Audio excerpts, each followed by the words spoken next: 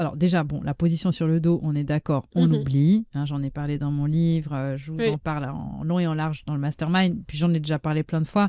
C'est une évidence que c'est une position qui a été mise dans le monde de la naissance, en aucun cas pour faciliter l'accouchement du bébé et de la mère. Oui. Ça a été fait pour faciliter la vue des hommes sur le périnée des femmes, sur ce qui se passait.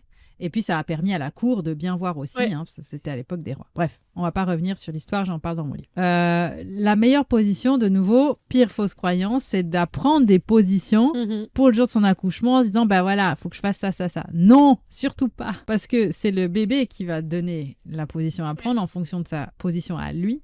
Et le signal de la douleur va permettre à la femme de prendre sa bonne position. Donc, alors là, c'est inimaginable, toutes les positions qu'on peut nous relater.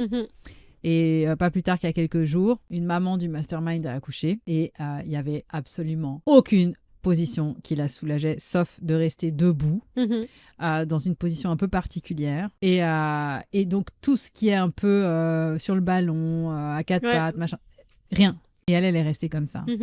Et en fait, probablement que son bébé avait besoin de cette position-là pour vraiment bien se positionner avec la gravité. C'est un accouchement qui a été intense. Elle avait déjà vécu en plus un traumatisme d'un premier. Et donc, elle a eu un accouchement qui a nécessité ce passage-là pour réparer son vécu. Et puis, le bébé finalement est né.